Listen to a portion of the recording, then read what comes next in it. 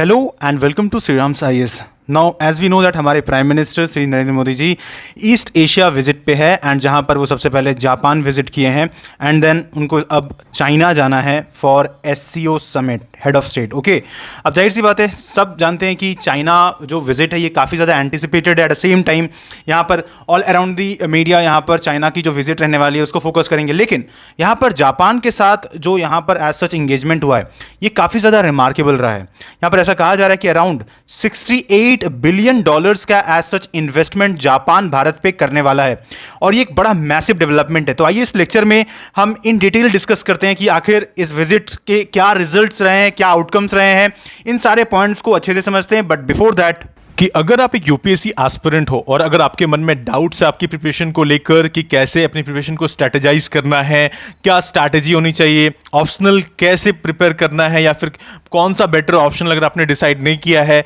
Subject wise strategies क्या होनी चाहिए, सिलेबस को टाइम पर कैसे कंप्लीट करें, तो इन सारे डाउट्स को क्लियर करने के लिए आप हमारे फ्री 1-to-1 मेंटरशिप को ज्वाइन कर सकते हो, जिसका लिंक आपको डिस्क्रिप्शन में मिलेगा। वहां पर एक फॉर्म आएगा, फॉर्म फिल कीजिए और हमारे एक्सपर्ट्स आपके साथ में जुड़ेंगे, आपके डाउट्स को क्लियर करेंगे। Now why this topic is in news, तो जैसा हमने इनिशियली डिस्कस किया कि हमारे प्राइम मिनिस्टर जापान विजिट पर है और ये पिछले दिन 29 अगस्त को पहुंचे वहाँ टोक्यो में एंड ये हमारे प्राइम मिनिस्टर का 8वां विजिट है, 8th विजिट ओके जापान में। नाउ ये बताता है कि किस तरह का रिलेशन जापान के साथ में इंडिया शेयर करता है। ओके, इंडिया और जापान का रिलेशन काफ़ी ज़्यादा इंपॉर्टेंस होल्ड करता है। अब किन डायमेंशन में, चाहे बात इंडो पैसिफिक या क्वाड का हो, डिफेंस एंड सिक्योरिटी के रिस्पेक्ट में हो, इकोनॉमिक कॉपरेशन का हो, राइट।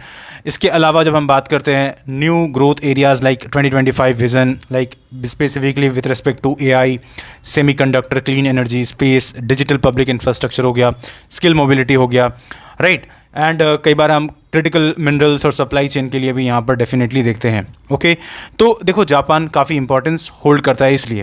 एंड यहाँ पर आप देख सकते हो on the first day of his 2-day visit Japan, prime minister Modi met his Japanese counterpart Shigeru Ishiba, okay, and addressed India-Japan Joint Economic Forum, and at the same time he also participated in the 15th India-Japan Annual Summit। अब देखो इन सारे points के बारे में हम अभी further discuss करेंगे, यहाँ पर की आउटकम्स क्या रहा एज सच, किस तरह के इन्वेस्टमेंट हुए हैं, बायलैटरल इंगेजमेंट क्या रहेगा, ओवरऑल जापान के साथ में भारत का रिलेशन अभी कैसा है, राइट, कितना ट्रेड होता है, ये सब चीज़ हम अभी डिस्कस करेंगे। लेकिन इससे पहले देखो हमारे प्राइम मिनिस्टर ने जापान में जाकर यहाँ स्टेटमेंट क्या दिया है। देखो, इंडिया और चाइना को यूनाइट होना पड़ेगा एक स्टेबल वर्ल्ड इकोनॉमिक ऑर्डर को बनाने के लिए। और ये स्टेटमेंट ये दे कहाँ से रहे हैं? ये स्टेटमेंट ये दे रहे हैं दोस्तों जापान से। हम सबको पता है कि जापान के साथ में चाइना का रिलेशन बहुत ज़्यादा ठीक नहीं है, लेकिन इसके बावजूद में इस तरह का स्टेटमेंट अगर वो जापान से दे पा रहे हैं तो ये समझा रहा है, ये बता रहा है आज के वक्त की जो जियोपॉलिटिकल इंस्टेबिलिटी है, खास करके जब हम ओवरऑल वर्ल्ड ट्रेड को देखते हैं, जब ओवरऑल हम वर्ल्ड इकोनॉमिक एस्पेक्ट्स को देखते हैं, तो वहां पर यूएस की ट्रेड पॉलिसी की वजह से, यूएस की टैरिफ पॉलिसी की वजह से किस तरह का हाल आज के वक्त में हुआ है। इवन जापान पर भी एज सच यहां पर टैरिफ्स लगे हैं, चाइना पर टैरिफ लगा है, रशिया पर पहले से कई सारे सैंक्शंस लगे हुए थे, इसके अलावा इधर इंडिया पर भी अच्छा खासा मैसिव टैरिफ यूएसए ने लगा रखा है। तो इस सारे मतलब ओवरऑल जो ये एज सच वर्ल्ड ऑर्डर में और खास करके जो ये एम्बिगुअस या एम्बिग्विटी हमें देखने को मिल रहा है, राइट, ये जो कंफ्यूजिव स्टेट देखने को मिल रहा है, तो इस चीज को दूर करने के लिए, इस अनस्टेबिलिटी को दूर करने के लिए इन्होंने क्या कहा है कि जो यहां पर एज सच इंडिया, हम जानते हैं कि इंडिया और चाइना ये दोनों ही इकोनॉमिक जायंट है एशिया के, राइट, और अगर ये मिलकर यहां पर साथ काम करते हैं तो जो बात यहां पर किया जा रहा है कि विद रिस्पेक्ट टू यहां पर रीजनल पीस हो या ग्लोबल इकोनॉमिक स्टेबिलिटी हो, ये यहां पर लाया जा सकता है। ओके, तो इस वजह से ये एज सच विजिट काफी ज्यादा मायने रखता है यहां पर, और खास करके एक मैसेज दिया गया है यूएसए को और डोनाल्ड ट्रंप को clearly. Okay, now with respect to India Japan relation, मतलब यहाँ पर देखो भारत और जापान का जो रिलेशन है ये हिस्टोरिकली कनेक्टेड है। ओके, एंड जब मैं हिस्टोरिकली यहाँ पर कनेक्शन के बारे में बात कर रहा हूँ तो definitely we trace it with Buddhism. Okay, तो बुद्धिज्म के साथ में यहाँ पर दोनों ही कंट्री आपस में कल्चरली रिलेट करते हैं। इसके साथ साथ जब हम आज के मॉडर्न डे रिलेशन के बारे में बात करते हैं तो सिग्निफिकेंटली यहाँ पर डेवलपमेंट रहा है एंड रशिया के अलावा जापान भारत का एक काफ़ी पुराना आप समझ लो कि पार्टनर रहा है, ठीक है। तो उस सिनेरियो हम देखते हैं तो जापान और इंडिया दोनों ने हमेशा ही as such continuously annual summit यहाँ पर कहीं ना कहीं किए हैं। चाहे बात आपका ग्लोबल पार्टनरशिप की कर लो, ग्लोबल पार्टनरशिप 2002 में किया गया था, ओके, 2002 में हुआ था। एट द सेम टाइम आपको यहाँ पर स्ट्रैटेजिक एंड ग्लोबल पार्टनरशिप देखने को मिलता है स्ट्रैटेजिक एंड ग्लोबल पार्टनरशिप जो कि 2006 में हुआ। At same time special strategic and global partnership that is SSGP जो 2014 में हुआ। और इन सारे समिट्स के जरिए हमने अपने रिश्ते को कंटिन्यूसली कहीं ना कहीं बढ़ाया है, और खास करके late prime minister Shinzo Abe के रहते हुए जो रिश्ता है वो और भी ज़्यादा यहाँ पर स्ट्रांग बना है। अब जब हम बात करते हैं अलाइनमेंट्स के रिस्पेक्ट में, तो सबसे इंपॉर्टेंट एस्पेक्ट जो यहाँ पर निकल कर आता है वो है आपका alignment with respect to Indo Pacific here, okay, Indo Pacific के कंटेक्स्ट में। तो यहां पर आपको क्या दिखेगा, we both are actually part of that is IPOI। जब मैं IPOI के बारे में बात कर रहा हूं तो दैट इज बेसिकली, देखो, India act east policy and Indo Pacific ocean initiative. तो इंडिया की जो एक्ट ईस्ट पॉलिसी है और इसके अलावा यहां पर IPOI मतलब इंडो पैसिफिक ओशियंस इनिशिएटिव, ये अलाइन करता है जापान की जो विजन है, Japan free and open Indo Pacific that is FOIP vision, ठीक है। ये भी यहां पर एज सच इंपॉर्टेंस होल्ड करता है। तो यहां पर आप देख सकते हो कि we both countries are align with each other visions, and यहां पर जापान कहीं ना कहीं लीड करता है with respect to the connectivity pillar of IPOI and remains India's one of the largest overseas development assistance that is ODA donor, okay. तो ये भी यहां पर इंपॉर्टेंट हो जाता है। अब एट द सेम टाइम देखो, मल्टीलेटरल लेवल पे भी हम कई सारे एज सच मतलब ग्रुपिंग्स के साथ जुड़े हुए हैं, चाहे बात आपका क्वाड का हो, चाहे बात आपका यहां पर ISA हो that is international solar alliance, इसके साथ साथ CDRI which is basically coalition for disaster resilient infrastructure and supply chain resilience initiative that is SCRI। तो इस तरह के कहीं ना कहीं जो मल्टीलेटरल कॉपरेशन है इसमें जापान हमारे साथ पार्ट है।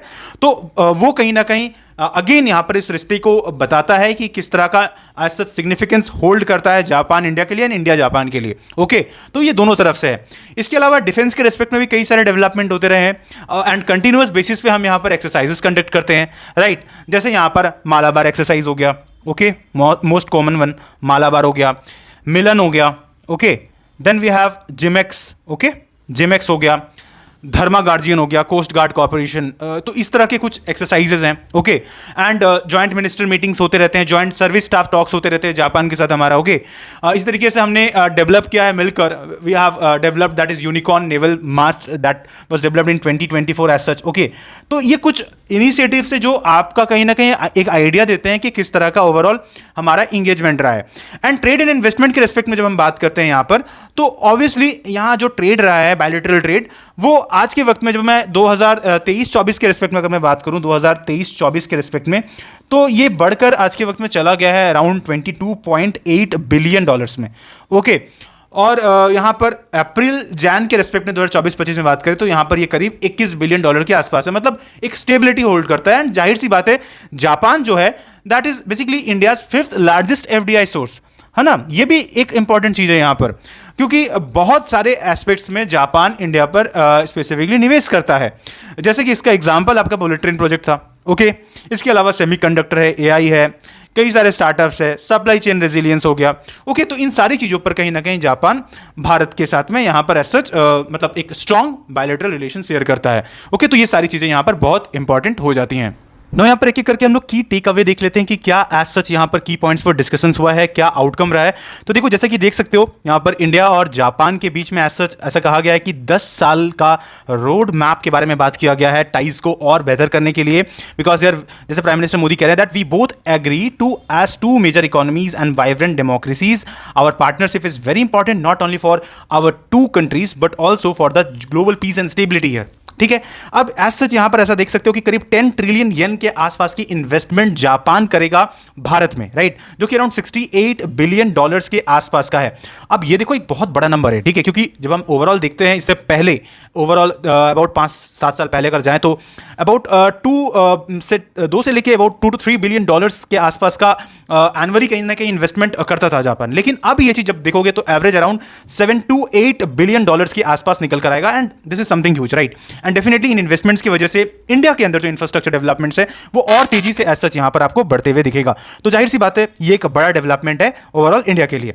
आगे हम देखते हैं तो यहां पर किन पॉइंट्स पर डिस्कशन किया है। तो यहां पर देख सकते हो कि Japan to take around 5 lakh people from India including 50,000 as such skilled and semi skilled personal in 5 years। Okay, तो यहां पर जॉब क्रिएशन के ऊपर में भी ओवरऑल बात किया गया है दोस्तों, राइट। तो ये भी एक बड़ा डेवलपमेंट है।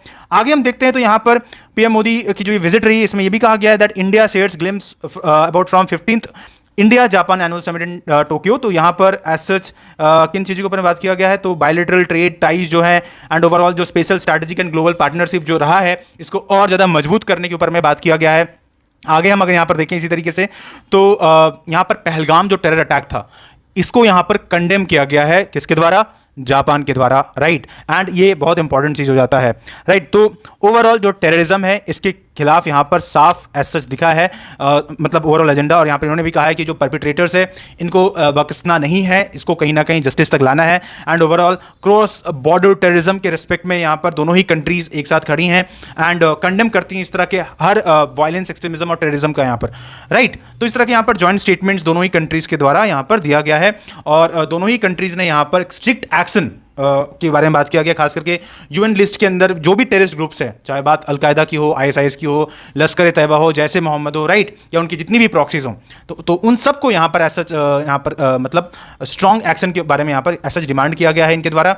आगे हम यहाँ पर देखते हैं तो टोक्यो ने और क्या यहाँ पर किया है, तो जाहिर सी बात है जो सेरेमनीज रही हैं यहाँ पर विद रिस्पेक्ट टू, जैसे कि यहाँ पर ट्राई कलर मतलब अपने जो तिरंगा है उसको यहाँ पर होस्ट किया गया है, तो वो सारी चीज़ें हैं। आफ्टर दैट डिजिटल पार्टनरशिप 2.0 के बारे में यहाँ पर बात किया गया, तो ये क्या है, तो यहाँ पर देखो जापान और भारत मिलकर ओवरऑल यहाँ पर डिजिटल फील्ड पर काम करेंगे, जिससे ओवरऑल जो बिजनेसेस हैं, राइट, एंटरप्राइजेस हैं, उनके बीच में ऐसा इंगेजमेंट है वो ज़्यादा बेटर होगा, राइट। डिजिटल पब्लिक इंफ्रास्ट्रक्चर को बनाने में ऐसा दोनों ही ओवरऑल काम करेंगे। तो ये सारी चीज़ें यहाँ पर जुड़ी हुई हैं।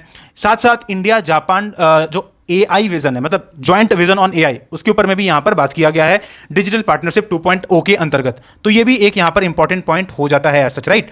तो ये भी पॉइंट आपको यहाँ पर पता रहना चाहिए। आगे अगर हम देखेंगे तो यहाँ पर फिर चंद्रयान 5 वेरी इंपॉर्टेंट, राइट। तो यहाँ पर क्लियरली इस पॉइंट को कहा गया है कि जो चंद्रयान 5 मिशन होगा उसमें जापान भारत के साथ में मिलकर यहां पर काम करेगा और जापान की जो स्पेस एजेंसी है JAXA, तो ये यहां पर मिलकर ऐसे चंद्रयान 5 मिशन के ऊपर में काम करने वाले हैं। तो ये भी एक बड़ा डेवलपमेंट यहां पर रहने वाला है, तो जो इंडिया की लूनर ओवरऑल एक्सप्लोरेशन रहने वाली है, ठीक है।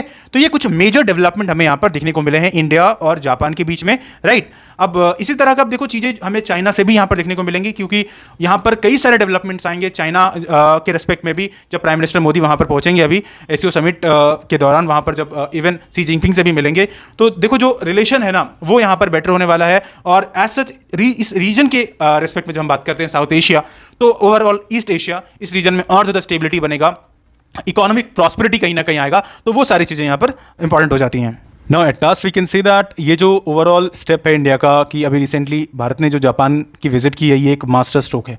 एक ऐसे वक्त में जब इतना ज़्यादा हॉस्टिलिटीज़ है, एक तरफ आपको टैरिफ वॉर देखने को मिल रहा है, US continuously all around the world tariff लगा रखा है। इसके अलावा जब हम देखते हैं स्पेसिफिकली कई सारे वॉर्स चल रहे हैं, मतलब ओवरऑल सप्लाई जो चेन है वो डिस्टर्ब हो रखा है, वर्ल्ड ट्रेड पर असर पड़ा है। एक ऐसे सिनेरियो में इंडिया का ये स्टेप काफ़ी सुलझा हुआ माना जाएगा और डेफिनेटली इंडिया ऑप्शंस को ढूंढ रहा है। और स्पेसिफिकली हम ऑप्शंस कहाँ देख रहे हैं, अपने नेबर्स में, ठीक है, अपने आसपास में। एंड हमारे आसपास की रीजन अगर स्टेबल रहेगी तो वहाँ पर इकोनॉमिक प्रॉस्पेरिटी खुद ब खुद आएगा। और यही इंडिया का कहीं ना कहीं एक बहुत बड़ा यहाँ पर स्टेप रहने वाला है, क्योंकि जाहिर सी बात है वेस्ट और US ये कभी नहीं चाहेंगे कि हमारे एज जो रीजन है अगर वहाँ पर स्टेबिलिटी आ जाती है तो उनकी जो ओवरऑल हेजेमनी है या जो डबल स्टैंडर्ड्स वो रखते हैं वो यहाँ पर क्लियरली डिस्टरप्ट होगा, ये क्लियरली यहाँ पर डिस्ट्रॉय होगा। तो डेफिनेटली इंडिया का ये एक बोल्ड स्टेप है और यहाँ पर आगे इंडिया देखेगा पॉजिटिव तरीके से, खास करके चाइना के साथ जो अभी आने वाला विजिट है वहाँ पर भी काफ़ी सारे की डेवलपमेंट्स आएंगे। अब उन सारे डेवलपमेंट्स को हम आने वाले लेक्चर्स में अच्छे से कवर करेंगे and for that what you can do, अगर आपने अभी तक इस चैनल को सब्सक्राइब नहीं किया है तो सब्सक्राइब कर लीजिए इसी तरह के और भी इन्फॉर्मेटिव लेक्चर्स के लिए। हम लोग मिलते हैं अगले वीडियो में। Thank you so much.